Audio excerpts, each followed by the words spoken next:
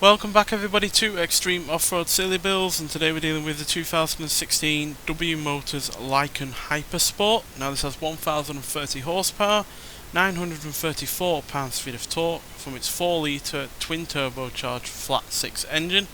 The car itself now weighs 2,940 pounds, has off-road tyres, all-wheel drive and off-road suspension, and it can now do 0 to 16 2.278 seconds, 0 to 100 in 4.191 seconds, and going to a top speed of 221 miles an hour. So the Lotus 340R in the previous episode was monumentally quick. That got all the way up to 3rd place. So yeah, this does have more power and more torque than that car. It has 270 extra horsepower and yeah, a good nearly 400 pounds-feet of torque extra as well. But it is a much heavier car. Weighs about 1,400 pounds more, and therefore it's also a larger car at that as well. So it's probably not going to be quite as agile, but the stats overall on this are fairly solid, especially the acceleration and the braking.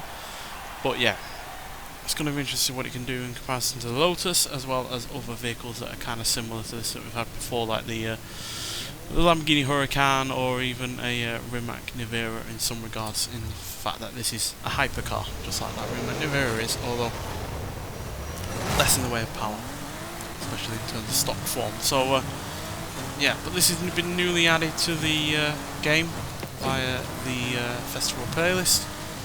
You can get it for 40 points, so it does take a little bit of time to get those points together, but it's well worth it because it is a really good car, and it's a properly rare one as well. I think less than 10 of these were actually made, so yeah, rare car. Most people will have seen this in one of the Fast and Furious films, where it gets driven off a building into another building and then flies out the back of that building again. I say building, they are skyscrapers. So yeah, still, for now we're not going to be dealing with any of that kind of stuff, but we are dealing with the off-road elements fairly okay so far.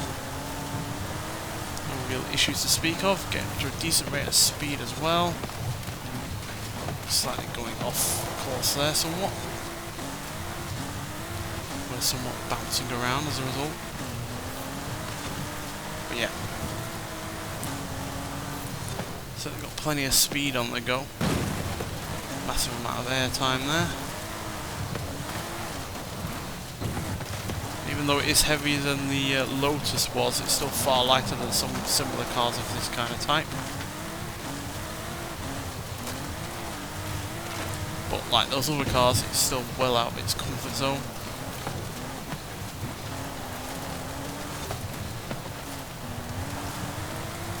Hardly cruising the streets of Dubai in this car, for instance, where it's partially made.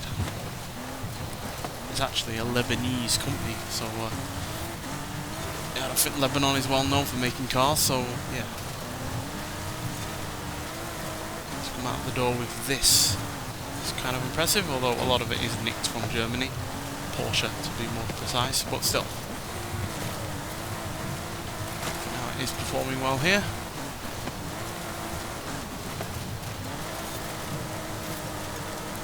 This is the car's standard engine, just fully upgraded by the way.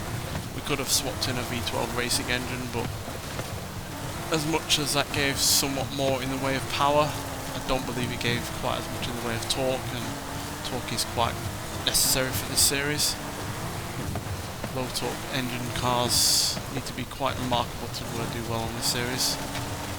That's why, one reason why the Lotus was as impressive as it was. Fair bit of understeer there, which is killing our momentum. The understeer has definitely been the most prevalent issue with this car. Certainly no lack of speed on the go. Does seem to like to get bounced around a little bit as well. Yeah, look.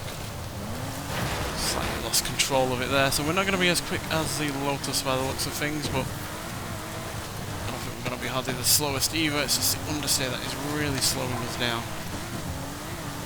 Yeah, still a fairly quick time, but nowhere near as quick as the Lotus 340R from the previous episode with 3 minutes 14.989. So yeah, we're in the top 25 just about, as we have beaten the Pontiac Firebird Trans Am ST455 from 1973, so we've knocked that out of the top 25.